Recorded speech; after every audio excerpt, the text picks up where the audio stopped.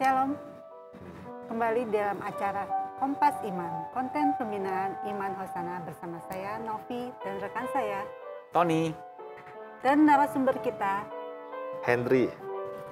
Oke Pak, saat ini kita akan membahas sesuatu yang cukup menarik, yaitu tentang budaya pamer di medsos. Beberapa waktu terakhir ini, fenomena flexing cukup ramai dibicarakan oleh masyarakat. Fenomena ini sering dengan muncul dengan istilah sultan atau crazy rich di media sosial. Sebenarnya apa sih itu Pak, budaya pamer itu?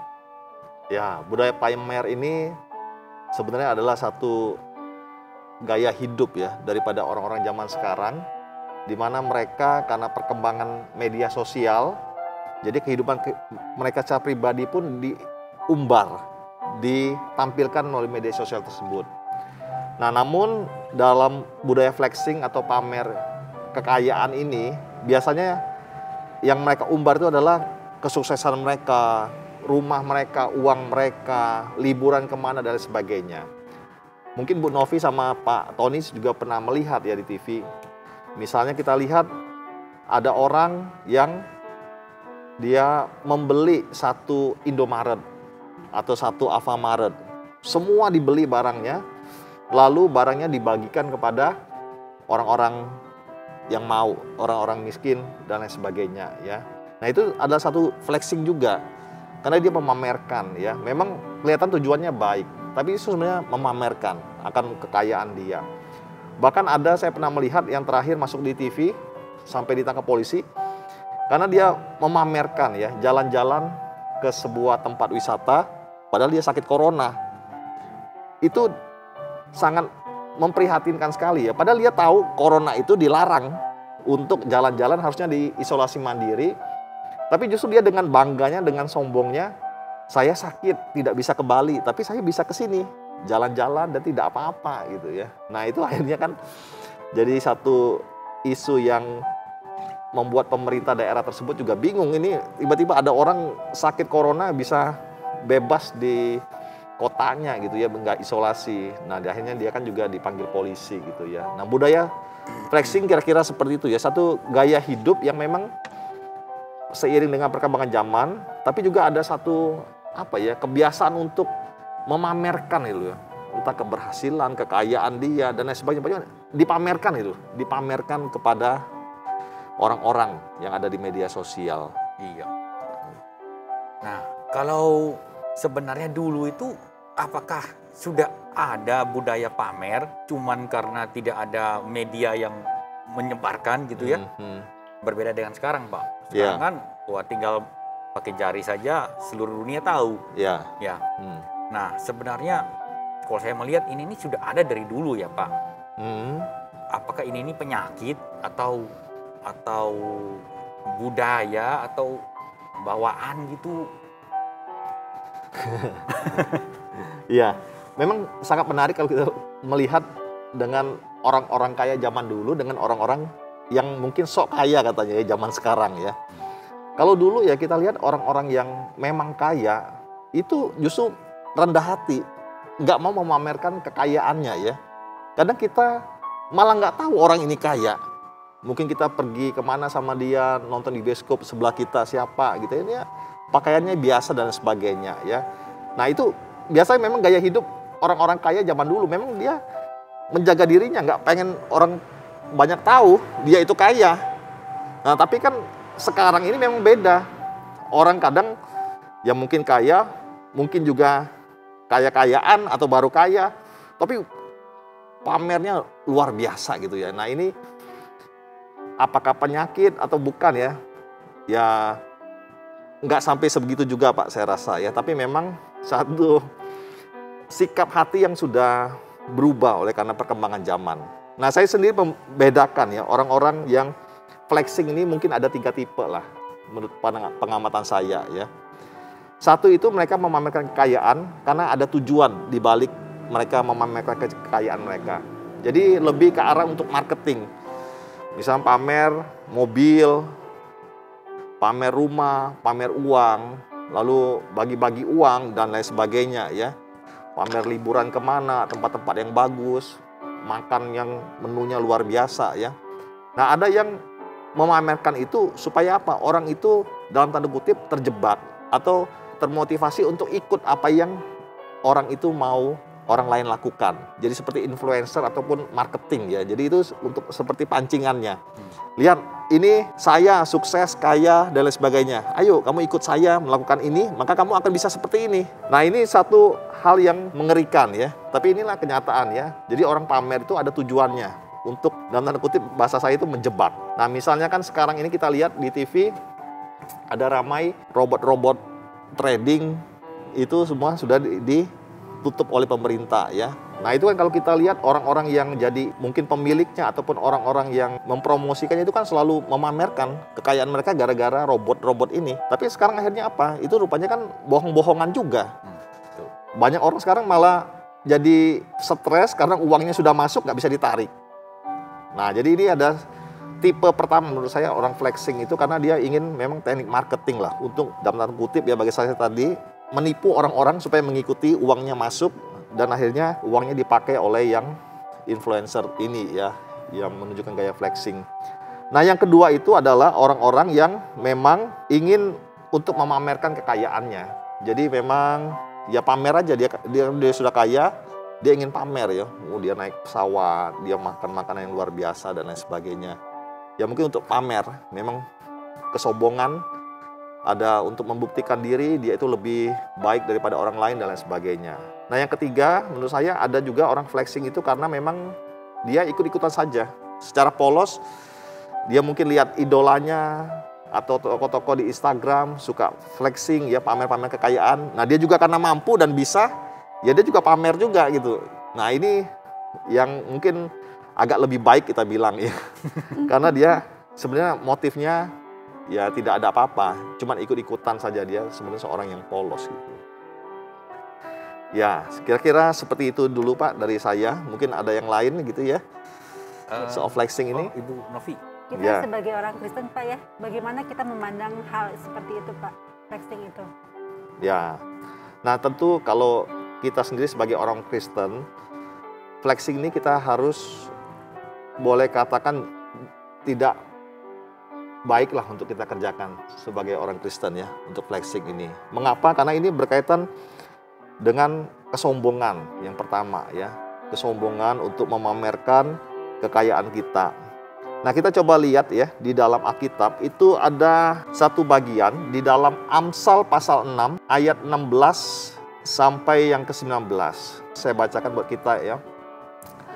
6 perkara ini yang dibenci Tuhan, bahkan 7 perkara yang menjadi kekejian bagi hatinya.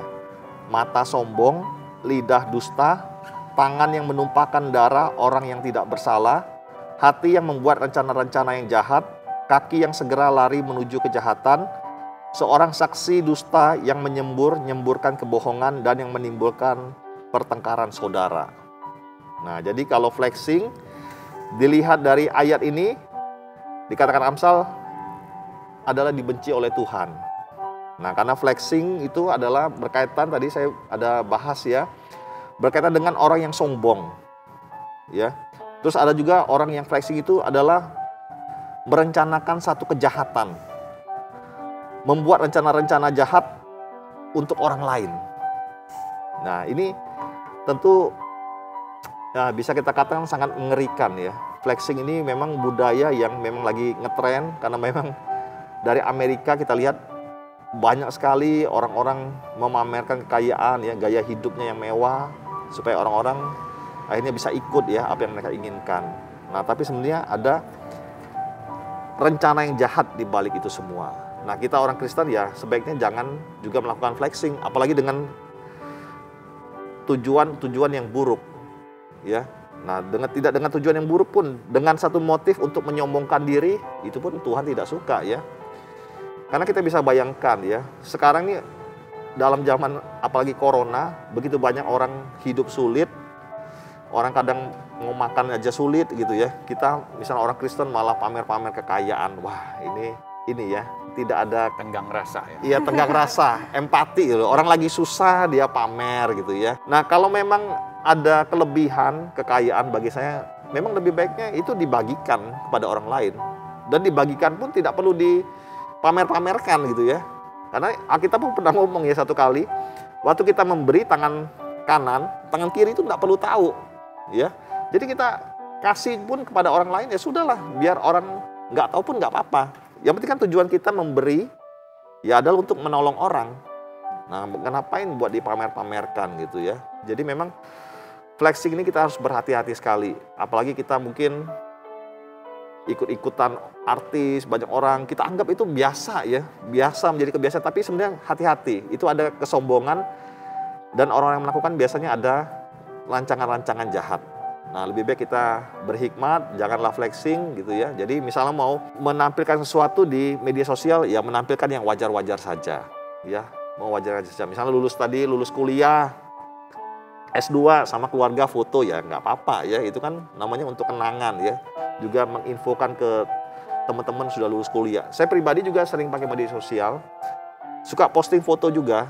Tapi saya sebenarnya lebih bertujuan memposting itu untuk supaya teman-teman saya tahu ya kondisi saya saat ini. Jadi misalnya sudah lama nggak ketemu, saya kadang foto sama istri, sama anak, gitu ya. Nah bukan untuk pamer saya ini sudah menikah atau apa, bukan. Tapi untuk menunjukkan kondisi kami keluarga saat ini seperti ini. Mungkin sudah lama nggak lihat muka saya langsung, minimal lihat fotonya, lihat anak saya. Waktu lahir ya saya masukin fotonya, bukan mau pamer, tapi lihat saya sudah punya anak sekarang, ini anak saya. Nanti berapa bulan, berapa tahun saya tampilin lagi. Dokumentasi juga. Dokumentasi. Pak, ya? Jadi lebih ke arah dokumentasi ya, supaya orang-orang bisa juga mengetahui kondisi diri saya dan keluarga saya seperti itu ya. Jadi bukan untuk pamer, tapi untuk dokumentasi dan menjalin relasi dengan orang-orang yang ada di media sosial tersebut. Seperti Nah itu Pak, bagaimana pembatasannya gitu? Batasan dari flexing itu apakah kita itu pamer atau kita hanya ini misalnya seperti tadi untuk mendokumentasikan? Kan kadang juga kita lihat misalnya kalau di medsos ya, saya suka lihat di Facebook, wah ini jalan-jalan kok dipamerin terus. Tapi sebenarnya mungkin dia tidak bermaksud untuk pamer gitu ya. Mungkin dia hanya untuk dokumentasi gitu. Ya. Nah itu bagaimana membedakannya Pak? Ya kalau orang tersebut memang dia memasukkan ke Facebook atau ke YouTube atau kemana, memang dia tujuan untuk dokumentasi, ya bagi saya dia juga tidak usah terlalu merasa bersalah, ini dia berdosa atau apa. Enggak, karena motif dia memang untuk dokumentasi. Tapi memang ada baiknya pada waktu kita memposting sesuatu di internet juga kita ini ya melihat situasi dan kondisi lah. Ya, misalnya banyak orang susah, kita ini pamer makan makanan terus, banyak orang lagi nggak kerja, kita ini pamer betapa suksesnya kita di pekerjaan dan lain sebagainya gitu ya. Nah itu kan ada hikmat yang harus kita juga pikirkan sebelum kita medsos itu kita lakukan ya. Nah supaya apa? Kehadiran kita di medsos waktu kita posting itu, walaupun kadang maksudnya baik, jangan sampai itu akhirnya menjadi batu sandungan bagi orang lain. Ya, memang kita tidak bisa istilahnya mencegah ya di media sosial itu pemikiran orang baik yang pro dan kontra, tidak bisa. Nah, balik lagi ke motivasi kita waktu memposting, apakah memang tujuannya pamer ataukah memang dokumentasi, dan biarlah waktu kita melakukannya juga ada kita sempat berpikir lah, ini kalau saya melakukan ini akan jadi batu sandungan atau jadi berkat bagi orang-orang di media sosial kita. Ya. Ya, itu di media sosial juga Bu Novi kita sering lihat jempol tuh like. Ya. Jadi seringkali orang mencari jempolnya banyak tuh Pak. Ya. Ya. Ya. Nah itu sebenarnya itu ada juga motivasi orang mencari jempol tuh Pak. Ya. Ya. Makanya diperjualbelikan ya jempolnya itu. Ya, padahal jempol itu kan kadang-kadang jempolnya ada yang palsu. Maksudnya ada orang jempol, kan kita berpikir kasih jempol itu wah orang suka gitu ya. Tapi sebenarnya ada orang yang dongkol ya ikutan aja gitu ya Pak. Iya, iya. Jadi saya setuju Pak, itu hikmat itu penting sekali ya sebelum kita tag posting, itu ya. kita memang harus berpikir lebih jauh ya. Nah kalau bagi saya sendiri ya, makanya kita yang biasa di media sosial posting-posting sesuatu, ya kita melihat hati kita lah ya. Apakah kita posting itu memang misalnya tadi dikatakan mencari jempol. Kalau kita mencari jempol berarti apa?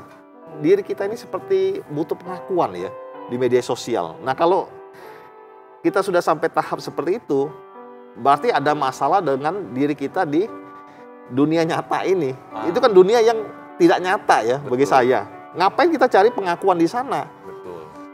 Nah, orang-orang yang mencari pengakuan di dunia maya, karena mungkin di dunia nyatanya dia kesepian, sendiri, dan dia mungkin ada sesuatu yang dia tutupi, yang dia tidak diketahui orang, dan dia ingin menampilkan sesuatu yang berbeda di media sosial, dan dia ingin orang menerima dia, mengakui dia di sana ya.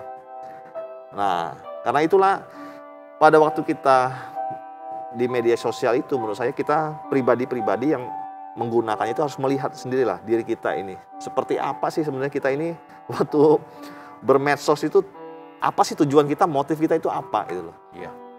Kalau memang karena kesepian, kesendirian, ya harusnya kita justru di dunia nyata, kita cari orang, cari teman, dia cari komunitas gereja yang baik, teman-teman yang baik ya. Jadi supaya hidup kita nggak habis di media sosial untuk mencari pengakuan di sana. Ya. Sekarang kan orang mencari temannya tuh di media sosial, Pak. Cari Ya. follower. Jadi Ya. followernya makin banyak nih, temannya makin banyak, dia makin merasa bangga. Sebenarnya itu palsu ya. Iya, karena itu dunia tidak nyata, Pak. Ya. Betul. Kalau Bu Novi gimana? Followernya udah berapa? Saya justru kalau follower saya rada takut. Kalau misalnya ada orang-orang yang nggak dikenal sih saya nggak ya. Betul, betul. Ya makanya ya kadang kalau orang benar-benar dalam tanda kutip kaya ataupun dia itu benar-benar punya satu kehidupan keluarga yang baik, bahagia yang kadang dia tampilkan di media sosial. Itu kadang orang nggak mau menampilkan di media sosial karena takut ya. Maksudnya kehidupan privasinya terlalu terbuka, mungkin mengundang kejahatan, mengundang orang-orang yang ingin menipu atau menculik anak dan lain sebagainya ya. Justru orang akan melindungi diri ya. Nah, ini kita harus hati-hati juga, orang yang suka pamer di medsos itu bisa mengundang kejahatan sebenarnya ya. Seperti kata Bu Novi tadi ya, juga nggak mau follower banyak-banyak karena takut juga. Ya, kita nggak tahu, nggak bisa lagi membedakan ini siapa ya. Ada kadang kan sekarang orang bisa nyamar Fiktif ya. fiktif profilnya teman kita, data-datanya, fotonya teman kita, padahal itu adalah akun bajakan, pinjam uang dan lain sebagainya gitu ya. Ya kira-kira seperti itu Pak Tony dan Cik Novi ya. Jadi kalau kita mau dagang di sosmed, sebaiknya bikin akun yang terpisah dengan akun pribadi kita ya Pak ya. Bisa ya. Jadi tidak tercampur dengan tujuan kita mendokumentasi dengan tujuan kita mungkin kita memang sekarang berdagang di situ ya. Ya. Mungkin ada hal lain Bu Nevi yang mau disampaikan? Nah, itu aja. Jadi intinya sih memang kita harus bijaksana ya, bagaimana apa yang kita share itu juga mencerminkan diri kita sendiri juga ya. Jangan sampai apa yang kita share itu menjadi batu sandungan buat orang lain. Flexing itu sebenarnya bisa menjadi batu sandungan, karena kita juga pernah dengar gara-gara flexing akhirnya memaksakan diri menipu orang supaya dia mendapatkan uang, supaya dia bisa memamerkan gitu kan. Itu yang berbahaya. Ya. Okay. Ya, hikmat diperlukan ya sebelum kita menekan jempol di sosmed kita. Mungkin hari ini kita sampai di sini dulu. Masih banyak hal-hal yang lain yang kita bisa ikuti di Kompas Iman. Jadi ikuti terus kami dan jangan lupa subscribe. Terima kasih untuk narasumber kita sore ini dengan penginjil Henry, dan saya ditemani oleh rekan saya Ibu Novi. Sampai jumpa.